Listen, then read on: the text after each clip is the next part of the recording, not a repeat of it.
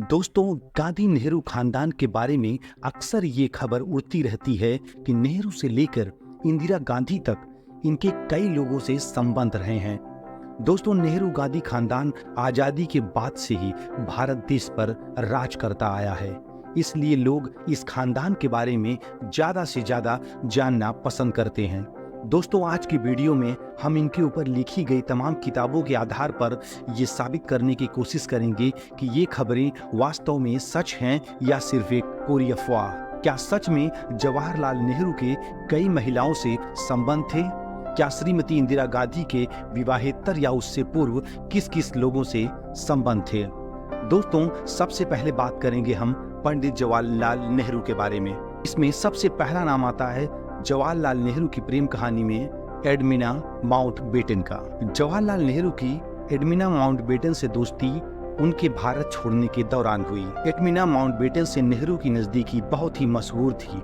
लोग कहते हैं वायसराय लॉर्ड माउंटबेटन की पत्नी एडविना पर नेहरू का दिल आ गया था। लोगों का ध्यान इस तरफ तब गया जब एडविना माउंटबेटन भी इस पूल में नेहरू के साथ तैरती देखी गई। नेहरू की एडविना माउंटबेटन के साथ करीबी तब शुरू हुई जब माउंटबेटन दंपति भारत से इंग्लैंड वापस जाने की तैयारी कर रहे थे। नेहरू की जीवनी लिखने वाले एम.जे. अकबर लिखते हैं कि इस बारे में सशक्त प्रमाण टाटा स्टील के मुख्य कार्यकारी अधिकारी रूसी मोदी ने उन्हें दिया।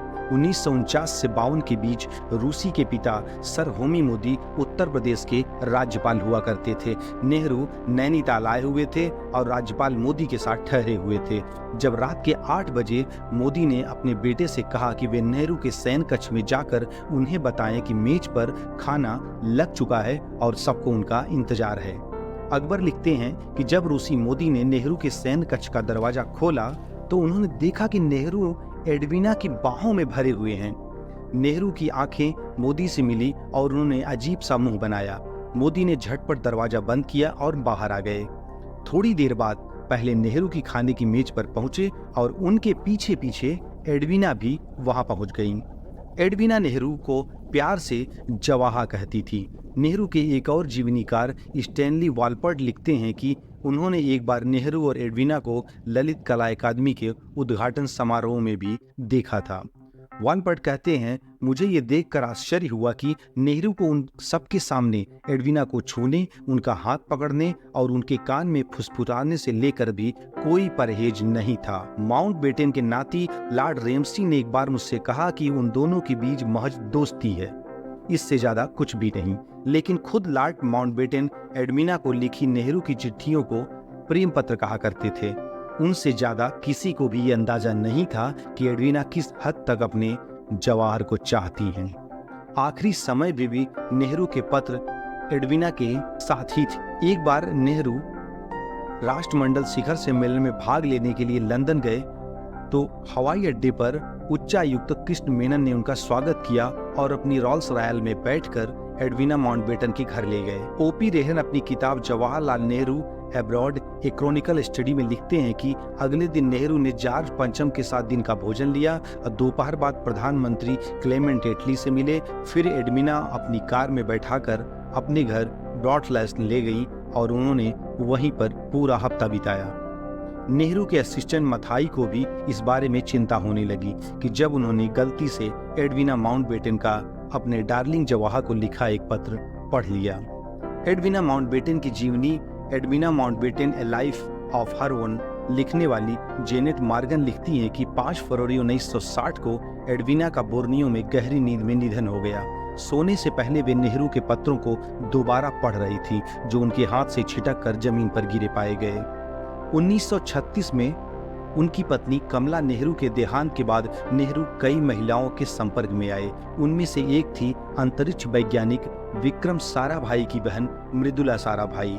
1911 में जन्मी मृदुला साराभाई अपनी आत्मकथा the voice of A heart में लिखती हैं कि उनकी नेहरू से पहली मुलाकात चेन्नई में हुई जब वो उनके घर खाना खाने आए थे।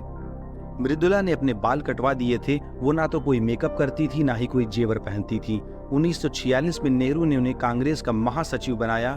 उनका नेहरू फिक्सेशन इस हद तक था कि जब भी नेहरू राज्यों के दौरे पर जाते थे और मुख्यमंत्रियों के साथ चर्चा में रहते थे, उनके सुरक्षा इंतजामों का निर्देशन भी वही करती थी। दोस्तों, इसके अलावा भारत कोकिला सरोजनी नायडू की बेटी पद्मजा नायडू से भी नेहरू की नजदीकियां थीं। पद्मजा नायडू को लिखे लखनऊ में एक पत्र में नेहरू लिखते हैं कि तुमको देखकर अच्छा लगा और कमसीन होती जाओ ताकि जो लोग बूढ़े हो रहे हैं उनकी भरपाई कर सको।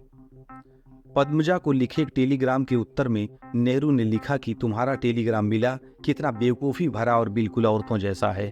शायद ये सुभाष के प्यार का प्रायश्चित था। नेहरू के सचिव M.O. मथाई अपनी किताब में लिखते हैं कि पद्मजा जब भी नेहरू के इलाहाबाद वाले घर आनंद भवन में आती थी तो नेहरू के बगल वाले कमरे में ठहरने के लिए जोर देती थी। यहाँ तक कि इन्हें नेहरू के कमरे से एडवीना की पेंटिंग भी हटाकर उनके शयन कक्ष में अपनी पेंटिंग लगवा दी थी, जिसे बाद में नेहरू ने उतारकर स्टोर रूम में रख दिया। मथाई अपनी किताब रेमिनेसेंस ऑफ नेहरू एज में लिखते हैं कि पद्मजा को इससे इतनी जलन हुई कि उन्होंने अपने आप को एक कमरे में बंद कर लिया और एडवीना से मिलने से भी साफ इनकार कर दिया। बाद में नेहरू ने पद्मजा को पश्चिम बंगाल का राज्यपाल नियुक्त किया। दोस्तों, मथाई ने अपनी किताब में वाराणसी की एक और सुंदर महिला का जिक्र किया जो अपने आप को सन्यासीन एवं श्रद्धा माता कहती। इस महिला में 1948 में नेहरू को लुभाया था। 1979 में मशहूर पत्रकार खुशवंत संघ न्यू दिल्ली पत्रिका के दिए गए इंटरव्यू में श्रद्धा माता ने नेहरू के साथ किसी भी तरह के यौन संबंधों का खंडन किया है, लेकिन ये जरूर स्वीकार किया कि नेहरू से उसकी मुलाकातें होती रही थी और उनसे बहुत प्रभावित थीं। उन्होंने ये भी माना कि अगर नेहरू के मन में कभी भी पुनर्विवाह की बात आई होती तो उन्होंने उनसे शादी कर ली होती। दोस्तों, अब आइए जानते हैं इंदिरा गांधी के बारे में। दोस्तों, देश की पहली महिला प्रधानमंत्री इंदिरा गांधी के जीवन से कुछ जुड़े रहस्यों का खुलासा एक किताब में देखने को मिलता है। M.O. मथाई उस समय भारत के पहले प्रधानमंत्री जवाहरलाल नेहरू के निजी सचिव हुआ करते थे। 1946 से 1959 तक नेहरू के विशेष सहायक के रूप में सेवा की, लेकिन नेहरू के निजी सचिव के इंदिरा गांधी के साथ बहुत निजीगत और अंतरंग संबंध थे। M.O. मथाई जो नेहरू के साथ थे, नेहरू के परिवार के बारे में सब कुछ जानते थे। मथाई ने अपनी reminiscences of the Nehru age नामक एक पुस्तक में लिखा कि उन्होंने नेहरू परिवार को इस किताब में नग्न कर दिया है। नेहरू के कई रहस्यों का पता चला।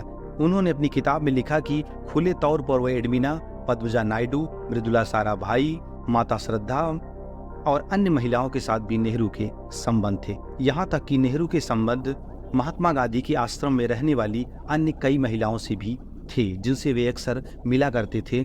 बाद में एक समय गांधी जी ने उनके वहां आने पर रोक भी लगा दी। दोस्तों, मथाई इंदिरा गांधी के इस तरह के रोमांटिक संबंध थे कि उसने इंदिरा गांधी के घर में संकट पैदा कर दिया। मथाई कहते हैं कि वह 12 साल तक इंदिरा के प्रेमी थे, यहाँ तक कि एक बार उन्होंने इंदिरा गांधी को गर्भवती भी बना दिया था, लेकिन बाद में उसका गर्भपात करवा दिया। इंदिरा गांधी ने मथाई से कहा, मैं तुम्हारे साथ सोना चाहती हूँ, कल शाम को मुझे जंगल में ले जाना चाहती हूँ। मथाई ने उत्तर दिया, उसके पास किसी महिला के साथ संबंधों का कोई अनुभव नहीं है। फिर भी उन्होंने सूर्यास्त के बाद जंगल में ले जाने के लिए कहा। वह हमेशा मथाई को कसकर पकड़े रहती थी और उसे ओ भूपत आई लव यू कहा करती थी।